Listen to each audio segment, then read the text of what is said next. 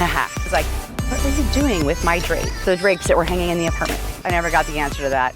Hi, I'm Kari Negri from Sky Properties, and we're going to talk for a minute about the Board of Supervisors in Los Angeles, who in their infinite ignorance passed a law saying that landlords have to keep their apartments at 82 degrees or lower. And while I fully understand that it can get really hot, especially in the valley, a lot of the landlords that might be required to do this may be unable to do it because of electrical panels and their ability to support more ACs on their system. So I would say there are a few things that landlords can try first before putting in an AC unit.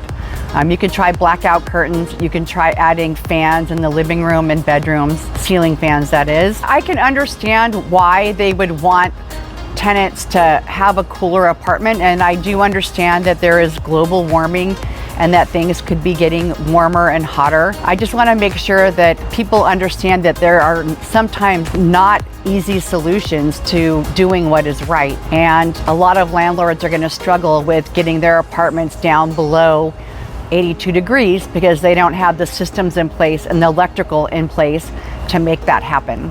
So if you're out there and you have an older building and you have an older electrical panel and you're in the valley, for instance, and you want to make your apartments cooler, I would start with, again, ceiling fans and blackout drapes, perhaps maybe even swamp coolers that run off of 110 instead of off of the higher electricity. So the Board of Supervisors not really understanding how buildings work and wanting to make the temperature 82 instead of 86, they had the option to do that, which would have made it a lot easier to accomplish this. There are so many old buildings in the valley, it's going to be very hard to accomplish this based on what they currently have.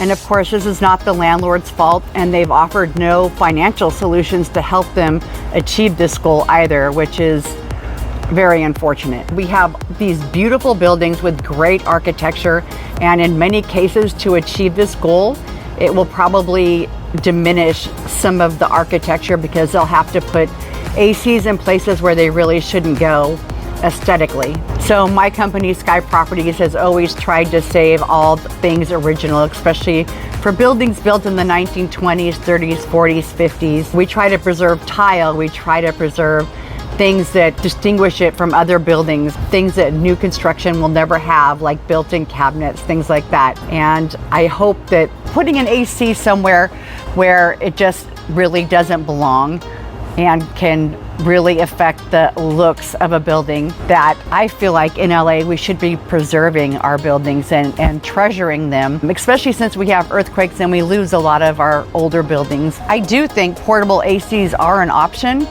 I just think that a lot of people don't like how they look, or they don't want to put them in their bedroom. Some of them have to be vented to the outside, which causes a security issue. So there's a lot to think about before you just throw out a mandate. I think this should have been more well thought out before telling everyone they've got to get their units to 82 degrees, especially when the tenants that have been living there perhaps have never had a problem. So a lot to think about here before you just say, make everything 82 degrees. It just doesn't work.